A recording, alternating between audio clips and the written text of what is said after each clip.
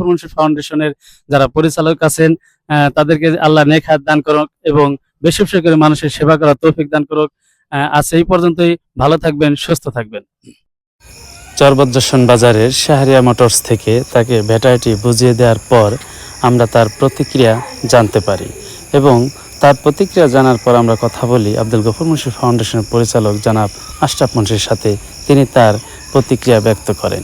সে ব্যাটারিটা উঠাইছে, নতুন ব্যাটারি লাগাইছে গাড়িতে, কিন্তু চোরে ব্যাটারিটা নিয়ে গেছে।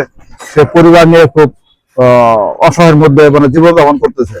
এটা আমাদের নজরে আসার পরে আমরা তৎক্ষণাৎ ভাইয়ের সাথে এবং হাসিবুলের সাথে যোগাযোগ করে তারা আমরা সিদ্ধান্ত নিয়েছি যে তার একটা আমরা পুরো একটা ব্যাটারি সেটআপ তারা আমরা দিয়ে দেই। এই চিন্তা থেকেই তারা ব্যাটারিকে দিয়ে দেয়া। তিনি যেমনটা বলছিলেন, এই ব্যাটারিটি পাওয়ার পর হালিম ব্যাপারে যেন তার পরিবার নিয়ে সুখে শান্তিতে দিন কাটাতে পারে সেই প্রত্যাশাই আমরা করি এবং সকলের সুস্বাস্থ্য এবং দীর্ঘায়ু কামনা করে আমরা সেখান থেকে বিদায় নিই।